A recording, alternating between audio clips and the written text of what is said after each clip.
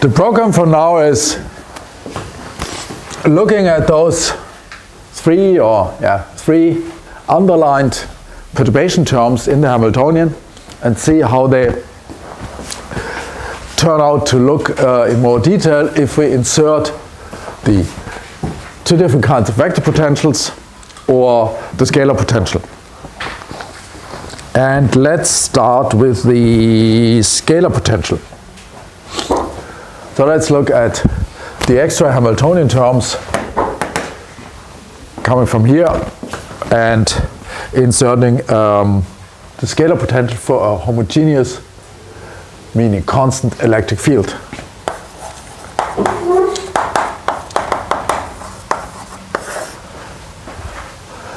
That means we have, let's call that, what did I call it? I think I called it HF.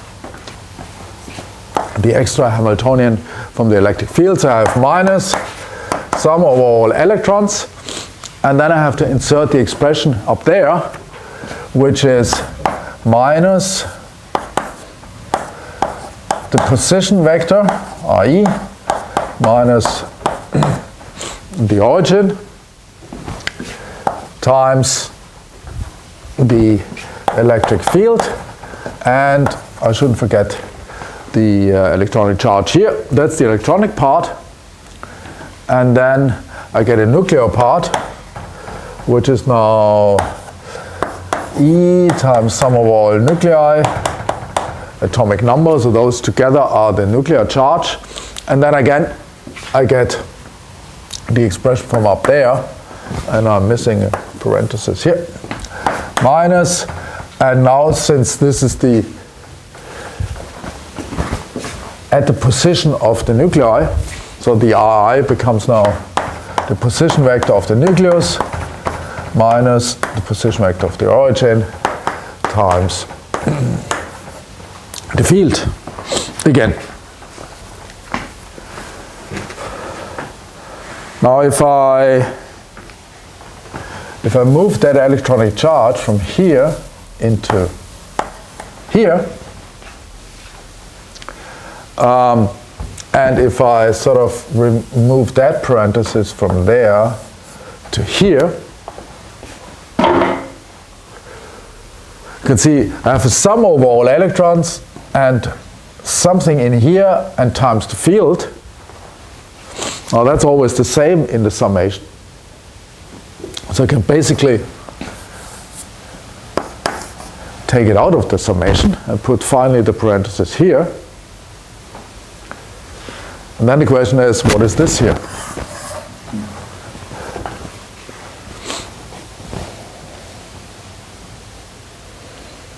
Well, it has been on the green board, but it's no longer there, but we have seen that before. That is just the electronic contribution to the dipole moment. That is the charge times the position vector.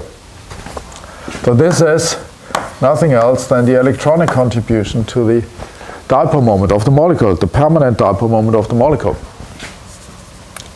Which means the whole thing here, F is minus the electronic contribution of the dipole moment times the field. And now you can ask yourself or with good right, I mean, why did we have to do all this long way in order to get something which you knew before? The energy of a dipole moment in the field is minus the scalar product of the dipole moment of the field. Therefore, if you have an Hamiltonian, then it's going to be the dipole moment operator times the field. And here, that one is now just the same.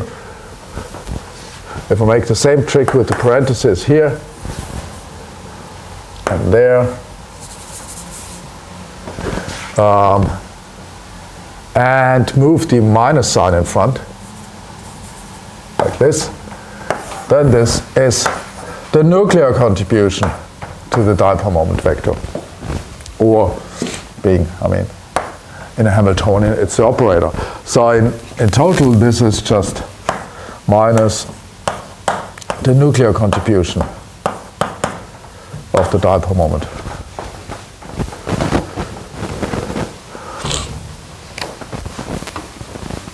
which also means that we have now a definition of a dipole moment operator, which is just the classical expression for the dipole moment, just that every position vector became now a position vector operator.